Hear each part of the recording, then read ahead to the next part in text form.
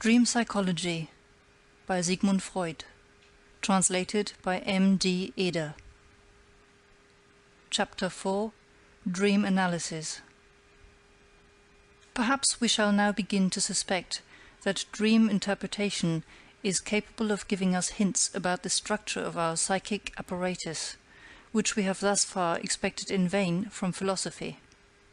We shall not, however, follow this track, but return to our original problem as soon as we have cleared up the subject of dream disfigurement. The question has arisen how dreams with disagreeable content can be analyzed as the fulfillment of wishes. We see now that this is possible in case dream disfigurement has taken place, in case the disagreeable content serves only as a disguise for what is wished. Keeping in mind our assumptions in regard to the two psychic instances, we may now proceed to say, disagreeable dreams, as a matter of fact, contain something which is disagreeable to the second instance, but which at the same time fulfills a wish of the first instance. They are wish dreams, in the sense that every dream originates in the first instance, while the second instance acts towards the dream only in repelling, not in a creative manner. If we limit ourselves to a consideration of what the second instance contributes to the dream, we can never understand the dream. If we do so, all the riddles which the authors have found in the dream remain unsolved. That the dream actually has a secret meaning, which turns out to be the fulfillment of a wish, must be proved afresh for every case by means of an analysis. I therefore select several dreams which have painful contents and attempt an analysis of them. They are partly dreams of hysterical subjects, which require long preliminary statements, and now and then also an examination of the psychic processes which occur in hysteria. I cannot, however, avoid this added difficulty in the exposition. When I give a psychoneurotic patient analytic treatment, dreams are always, as I have said, the subject of our discussion. It must, therefore, give him all the psychological explanations, through whose aid I myself have come to an understanding of his symptoms, and here I undergo an unsparing criticism, which is perhaps not less keen than that I must expect from my colleagues. Contradiction of the thesis that all dreams are the fulfillments of wishes is raised by my patients with perfect regularity. Here are several examples of the dream material which is offered me to refute this position. "You always tell me that the dream is a wish fulfilled," begins a clever lady patient. "Now I shall tell you a dream in which the content is quite the opposite, in which a wish of mine is not fulfilled. How do you reconcile that with your theory?" The dream is as follows. I want to give a supper, but having nothing at hand except some smoked salmon, I think of going marketing, but I remember that it is Sunday afternoon, when all the shops are closed. I next try to telephone to some caterers, but the telephone is out of order, thus I must resign my wish to give a supper. I answer, of course, that only the analysis can decide the meaning of this dream, although I admit that at first sight it seems sensible and coherent, and looks like the opposite of a wish fulfillment. But what occurrence has given rise to this dream? I ask. You know that the stimulus for a dream always lies among the experiences of the preceding day. Analysis. The husband of the patient, an upright and conscientious wholesale butcher, had told her the day before that he is growing too fat, and that he must, therefore, begin treatment for obesity. He was going to get up early, take exercise, keep to a strict diet, and above all accept no more invitations to suppers. She proceeds laughingly to relate how her husband, at an inn table, had made the acquaintance of an artist, who insisted upon painting his portrait because he, the painter, had never found such an expressive head. But her husband had answered in his rough way that he was very thankful for the honor, but that he was quite convinced that a portion of the backside of a pretty young girl would please the artist better than his whole face. She said that she was at the time very much in love with her husband, and teased him a good deal. She had also asked him not to send her any caviar. What does that mean? As a matter of fact, she had wanted for a long time to eat a caviar sandwich every forenoon, but had grudged herself the expense. Of course, she would at once get the caviar from her husband, as soon as she asked him for it, but she had begged him, on the contrary, not to send her the caviar, in order that she might tease him about it longer. This explanation seems far-fetched to me. Unadmitted motives are in the habit of hiding behind such unsatisfactory explanations. We are reminded of subjects hypnotized by Bernheim, who carried out a post-hypnotic order, and who, upon being asked for their motives, instead of answering, "I do not know why I did that," had to invent a reason that was obviously inadequate. Something similar is probably the case with the caviar of my patient. I see that she is compelled to create an unfulfilled wish in life. Her dream also shows the reproduction of the wish as accomplished. But why does she need an unfulfilled wish? The ideas so far produced are insufficient for the interpretation of the dream. I beg for more. After a short pause, which corresponds to the overcoming of a resistance, she reports further that the day before she had made a visit to a friend, of whom she is really jealous, because her husband is always praising this woman so much.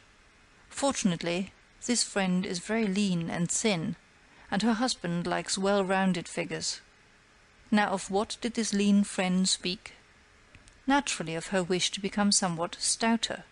She also asked my patient, "When are you going to invite us again? You always have such a good table." Now the meaning of the dream is clear. I may say to the patient, "It is just as though you had thought at the time of the request, 'Of course I'll invite you so you can eat yourself fat at my house and become still more pleasing to my husband. I would rather give no more suppers.' The dream then tells you that you cannot give a supper, thereby fulfilling your wish not to contribute anything to the rounding out of your friend's figure. The resolution of your husband to refuse invitations to supper for the sake of getting thin teaches you that one grows fat on the things served in company. Now only some conversation is necessary to confirm the solution. The smoked salmon in the dream has not yet been traced. How did the salmon mentioned in the dream occur to you?" "Smoked salmon is the favorite dish of this friend," she answered. I happen to know the lady, and may corroborate this by saying that she grudges herself the salmon just as much as my patient grudges herself the caviar. The dream admits of still another and more exact interpretation, which is necessitated only by a subordinate circumstance. The two interpretations do not contradict one another, but rather cover each other, and furnish a neat example of the usual ambiguity of dreams, as well as of all other psychopathological formations. We have seen that at the same time that she dreams of the denial of the wish, the patient is in reality occupied in securing an unfulfilled wish, the caviar sandwiches. Her friend, too, had expressed a wish, namely to get fatter, and it would not surprise us if Our Lady had dreamt that the wish of the friend was not being fulfilled, for it is her own wish that a wish of her friend's, for increase in weight, should not be fulfilled. Instead of this, however, she dreams that one of her own wishes is not fulfilled. The dream becomes capable of a new interpretation, if in the dream she does not intend herself, but her friend, if she has put herself in the place of her friend, or, as we may say, has identified herself with her friend. I think she has actually done this, and as a sign of this identification she has created an unfulfilled wish in reality. But what is the meaning of this hysterical identification? To clear this up, a thorough exposition is necessary. Identification is a highly important factor in the mechanism of hysterical symptoms. By this means patients are enabled in their symptoms to represent not merely their own experiences, but the experiences of a great number of other persons, and can suffer, as it were, for a whole mass of people, and fill all the parts of a drama by means of their own personalities alone. It will here be objected that this is a well-known historical imitation, the ability of hysteric subjects to copy all the symptoms which express them when they occur in others. as though their pity were stimulated to the point of reproduction. But this only indicates the way in which the psychic process is discharged in hysterical imitation. The way in which a psychic act proceeds and the act itself are two different things. The latter is slightly more complicated than one is apt to imagine the imitation of hysterical subjects to be. It corresponds to an unconscious concluded process, as an example will show. The physician who has a female patient with a particular kind of twitching lodged in the company of other patients in the same room in the hospital is not surprised when some morning he learns that this peculiar hysterical attack has found imitations. He simply says to himself, "The others have seen her and have done likewise." That is psychic infection. Yes, but psychic infection proceeds in somewhat the following manner. As a rule, patients know more about one another than the physician knows about each of them, and they are concerned about each other when the visit of the doctor is over. Some of them have an attack today. Soon it is known among the rest that a letter from home, a return of love-sickness, or the like, is the cause of it. Their sympathy is aroused, and the following syllogism, which does not reach consciousness, is completed in them. If it is possible to have this kind of attack from such causes, I too may have this kind of attack, for I have the same reasons. If this were a cycle capable of becoming conscious, it would perhaps express itself in fear of getting the same attack, but it takes place in another psychic sphere, and therefore ends in the realization of the dreaded symptom. Identification is therefore not a simple imitation, but a sympathy based upon the same etiological claim. It expresses an as though, and refers to some common quality which has remained in the unconscious. Identification is most often used in hysteria to express sexual community. A hysterical woman identifies herself most readily, although not exclusively, with persons with whom she has had sexual relations, or who have sexual intercourse with the same persons as herself. Language takes such a conception into consideration. Two lovers are one. In the hysterical fantasy, as well as in the dream, it is sufficient for the identification if one thinks of sexual relations, whether or not they become real. The patient then only follows the rules of the hysterical thought processes when she gives expression to her jealousy of her friend, which, moreover, she herself admits to be unjustified, in that she puts herself in her place, and identifies herself with her by creating a symptom, the denied wish. I might further clarify the process specifically as follows. She puts herself in the place of her friend in the dream, because her friend has taken her own place relation to her husband, and because she would like to take her friend's place in the esteem of her husband. Footnote 1. To sit for the painter. Goethe. And if he has no backside, how can the nobleman sit? End of footnote. Footnote 2. I myself regret the introduction of such passages from the psychopathology of hysteria, which, because of their fragmentary representation, and of being torn from all connection with the subject, cannot have a very enlightening influence. If these passages are capable of throwing light upon the intimate relations between the dream and the psychoneurosis, they have served the purpose for which I have taken them up. End of footnote. The contradiction to my theory of dreams, in the case of another female patient, the most witty among all my dreamers, was solved in a simpler manner, although according to the scheme that a non-fulfillment of one wish signifies the fulfillment of another. I had one day explained to her that the dream is a wish of fulfillment. The next day she brought me a dream to the effect that she was travelling with her mother-in-law to their common summer resort. Now I knew that she had struggled violently against spending the summer in the neighbourhood of her mother-in-law. I also knew that she had luckily avoided her mother-in-law by renting an estate in a far distant country resort. Now the dream reversed this wished-for solution. Was not this in the flattest contradiction to my theory of wish-fulfillment in the dream?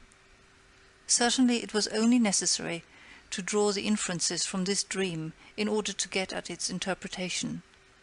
According to this dream, I was in the wrong. It was thus her wish that I should be in the wrong, and this wish the dream showed her as fulfilled. But the wish that I should be in the wrong, which was fulfilled in the theme of the country home, referred to a more serious matter. At the time that I had made up my mind, from this material furnished by her analysis, that something of significance for her illness must have occurred at a certain time in her life. At that time I had made up my mind, from the material furnished by her analysis, that something of significance for her illness must have occurred at a certain time in her life. She had denied it because it was not present in her memory. We soon came to see that I was in the right. Her wish that I should be in the wrong, which is transformed into the dream, thus corresponded to the justifiable wish that those things which at the time had only been suspected had never occurred at all. Without an analysis, and merely by means of an assumption, I took the liberty of interpreting a little occurrence in the case of a friend, who had been my colleague through the 8 classes of the gymnasium. He once heard a lecture of mine delivered to a small assemblage, on the novel subject of the dream as the fulfillment of a wish. He went home, dreamt that he had lost all his suits — he was a lawyer — and then complained to me about it. I took refuge in the evasion. One can't win all one's suits. But I thought to myself, if for 8 years I sat as primus on the first bench, while he moved around somewhere in the middle of the class, may he not naturally have had a wish from his boyhood days that I, too, might for once completely disgrace myself? In the same way, another dream of a more gloomy character was offered me by a female patient, as a contradiction to my theory of the wish dream. The patient, a young girl, began as follows. You remember that my sister has now only one boy, Charles. She lost the elder one, Otto, while I was still at her house. Otto was my favorite. It was I who really brought him up. I liked the other little fellow too, but of course not nearly as much as the dead one. Now I dreamt last night that I saw Charles lying dead before me. He was lying in his little coffin, his hands folded. There were candles all about, and in short, it was just like the time of little Otto's death, which shocked me so profoundly. Now tell me, what does this mean? You know me, am I really bad enough to wish my sister to lose the only child she has left? Or does the dream mean that I wish Charles to be dead rather than Otto, whom I like so much better? I assured her that this interpretation was impossible. After some reflection, I was able to give her the interpretation of the dream, which I subsequently made her confirm. Having become an orphan at an early age, the girl had been brought up in the house of a much older sister, and had met, along the friends and visitors who came to the house, a man who made a lasting impression upon her heart. It looked for a time as though these barely expressed relations were to end in marriage, but this happy culmination was frustrated by the sister, whose motives have never found a complete explanation. After the break, the man who was loved by our patient avoided the house. She herself became independent some time after little Otto's death, to whom her affection had now turned. But she did not succeed in freeing herself from the inclination for her sister's friend, in which she had become involved. Her pride commanded her to avoid him, but it was impossible for her to transfer her love to the other suitors who presented themselves in order. Whenever the man whom she loved, who was a member of the literary profession, announced a lecture anywhere, she was sure to be found in the audience. She also seized every other opportunity to see him from a distance, unobserved by him. I remembered that on the day before she had told me that the professor was going to a certain concert, and that she was also going there in order to enjoy the sight of him. This was on the day of the dream, and the concert was to take place on the day on which she told me the dream. I could now easily see the correct interpretation, and I asked her whether she could think of any event which had happened after the death of little Otto. She answered immediately, "Certainly, at the time the professor returned after a long absence, and I saw him once more beside the coffin of little Otto." It was exactly as I had expected. I interpreted the dream in the following manner. If now the other boy were to die, the same thing would be repeated. He would spend the day with your sister, the professor would surely come in order to offer condolence, and you would see him again under the same circumstances as at that time. The dream signifies nothing but this wish of yours to see him again, against which you are fighting inwardly. I know that you are carrying the ticket for today's concert in your bag. Your dream is a dream of impatience. It has anticipated the meeting which is to take place today by several hours. In order to disguise her wish, she had obviously selected a situation in which wishes of that sort are commonly suppressed, a situation which is so filled with sorrow that love is not thought of. And yet it is very easily probable that even in the actual situation at the bier of the second, more dearly loved boy, which the dream copied faithfully, she had not been able to suppress her feelings of affection for the visitor whom she had missed for so long a time. A different explanation was found in the case of a similar dream of another female patient, who was distinguished in her earlier years by her quick wit and her cheerful demeanours, and who still showed these qualities, at least in the notion which occurred to her in the course of treatment.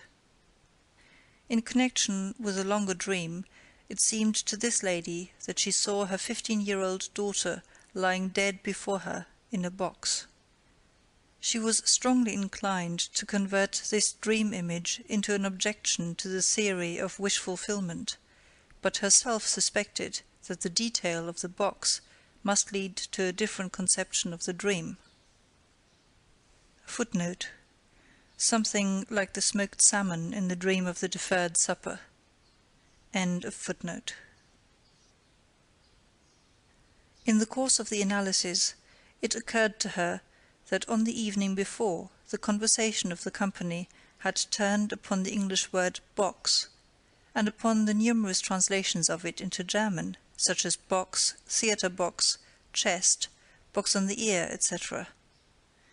From other components of the same dream, it is now possible to add that the lady had guessed the relationship between the English word box and the German Büchse, and had then been haunted by the memory that Büchse, as well as box, is used in vulgar speech to designate the female genital organ. It was therefore possible, making a certain allowance for her notions on the subject of topographical anatomy, to assume that the child in the box signified a child in the womb of the mother. At this stage of the explanation she no longer denied that the picture of the dream really corresponded to one of her wishes.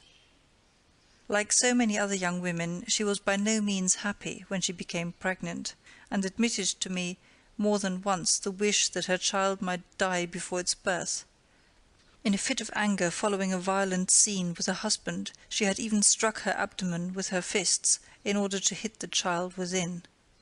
The dead child was, therefore, really a fulfillment of a wish, but a wish which had been put aside for 15 years, and it is not surprising that the fulfillment of the wish was no longer recognized after so long an interval, for there had been many changes meanwhile. The group of dreams to which the two last mentioned belong, having as content the death of beloved relatives, will be considered again under the head of typical dreams. I shall there be able to show by new examples that in spite of their undesirable content, all these dreams must be interpreted as wish fulfillments.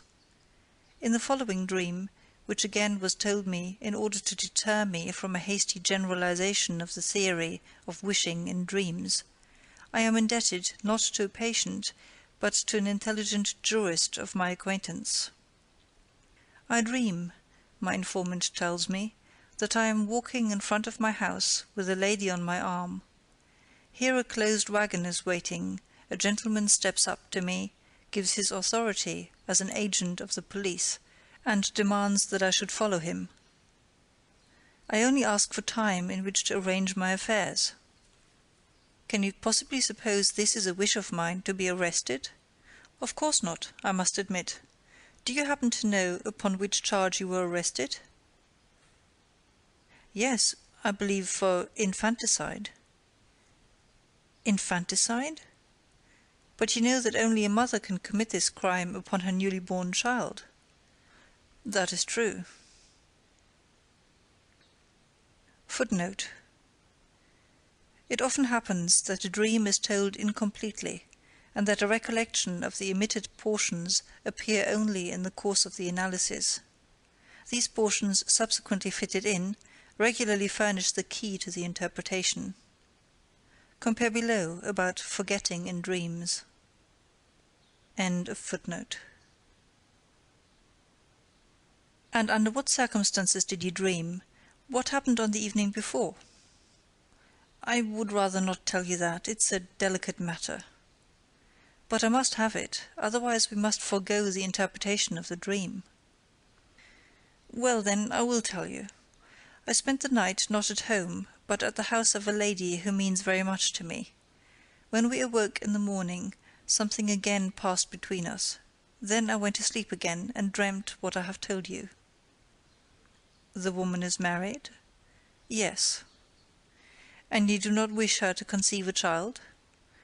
No, that might betray us. Then you do not practice normal coitus? I'd take the precaution to withdraw before ejaculation. Am I permitted to assume that you did this trick several times during the night, and that in the morning you were not quite sure whether you had succeeded? That might be the case. Then your dream is the fulfillment of a wish.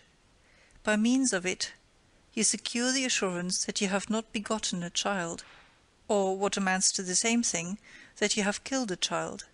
I can easily demonstrate the connecting links.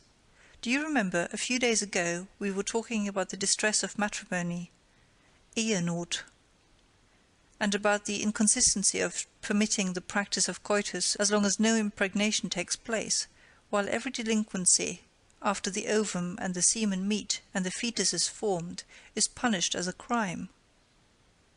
In connection with this, we also recalled the medieval controversy about the moment of time at which the soul is really lodged in the fetus, since the concept of murder becomes admissible only from that point on. Doubtless you also know the gruesome poem by Lenau, which puts infanticide and the prevention of children on the same plane. Strangely enough, I had happened to think of Lenau during the afternoon. Another echo of your dream. And now I shall demonstrate to you another subordinate wish-fulfillment in your dream. You walk in front of your house with the lady on your arm. So you take her home, instead of spending the night at her house, as you do in actuality. The fact that this was wish-fulfillment, which is the essence of the dream, disguises itself in such an unpleasant form, has perhaps more than one reason. From my essay on the etiology of anxiety neuroses, you will see that I note interrupted coitus as one of the factors which cause the development of neurotic fear. It would be consistent with this that if after repeated cohabitation of the kind mentioned, he should be left in an uncomfortable mood, which now becomes an element in the composition of your dream. You also make use of this unpleasant state of mind to conceal the wish-fulfillment. Furthermore, the mention of infanticide has not yet been explained. Why does this crime, which is peculiar to females, occur to you? I shall confess to you that I was involved in such an affair years ago. Through my fault, a girl tried to protect herself from the consequences of a liaison with me by securing an abortion. I had nothing to do with carrying out the plan, but I was naturally for a long time worried lest the affair might be discovered. I understand this recollection furnished a second reason why the supposition that you had done your trick badly must have been painful to you. A young physician, who had heard this dream of my colleague when it was told, must have felt implicated by it, for he hastened to imitate it in a dream of his own, applying its mode of thinking to another subject. The day before he had handed in a declaration of his income, which was perfectly honest because he had little to declare. He dreamt that an acquaintance of his came from a meeting of the tax commission and informed him that all the other declarations of income had passed uncontested, but that his own had awakened general suspicion and that he would be punished with a heavy fine. The dream is a poorly concealed fulfillment of the wish to be known as a physician with a large income. It likewise recalls the story of a young girl who was advised against accepting her suitor, because he was a man of quick temper who would surely treat her to blows after they were married. The answer of the girl was, "I wish he would strike me." Her wish to be married is so strong that she takes into the bargain the discomfort which is said to be connected with matrimony, and which is predicted for her, and even raises it to a wish. If I group the very frequently occurring dreams of this sort, which seem flatly to contradict my theory, in that they contain the denial of a wish or some occurrence decidedly unwished for, under the head of counter-wish dreams, I observe that they may all be referred to two principles, of which one has not yet been mentioned, although it plays a large part in the dreams of human beings. One of the motives inspiring these dreams is the wish that I should appear in the wrong. These dreams regularly occur in the course of my treatment if the patient shows a resistance against me, and I can count with a large degree of certainty upon causing such a dream after I have once explained to the patient my theory that the dream is a wish fulfillment. Footnote: Similar counter-wish dreams have been repeatedly reported to me within the last few years by my pupils, who thus reacted to their first encounter with the wish theory of the dream. End of footnote. I may even expect this to be the case in a dream merely in order to fulfill the wish that I may appear in the wrong. The last dream which I shall tell, from those occurring in the course of treatment, again shows this very thing. A young girl who has struggled hard to continue my treatment, against the will of her relatives and the authorities whom she had consulted, dreams as follows. She is forbidden at home to come to me any more. She then reminds me of the promise I made her to treat her for nothing, if necessary, and I say to her, "I can show no consideration in money matters." It is not at all easy in this case to demonstrate the fulfillment of a wish, but in all cases of this kind there is a second problem, the solution of which helps also to solve the first. Where does she get the words which she puts into my mouth? Of course I have never told her anything like that, but one of her brothers, the very one who has the greatest influence over her, has been kind enough to make this remark about me. It is then the purpose of the dream that this brother should remain in the right, and she does not try to justify this brother merely in the dream. It is her purpose in life and the motive for her being ill. The other motive for counter-wish dreams is so clear that there is danger of overlooking it, as for some time happened in my own case. In the sexual make-up of many people there is a masochistic component, which has arisen through the conversion of the aggressive, sadistic component into its opposite. Such people are called ideal masochists if they seek pleasure not in the bodily pain which may be inflicted upon them, but in humiliation and in chastisement of the soul. It is obvious that such persons can have counter-wish dreams and disagreeable dreams, which, however, for them are nothing but wish fulfillment, affording satisfaction for their masochistic inclinations. Here is such a dream. A young man who has in earlier years tormented his older brother, towards whom he was homosexually inclined, but who had undergone a complete change of character, has the following dream, which consists of 3 parts. 1. He is insulted by his brother. 2. Two adults are caressing each other with homosexual intentions. 3.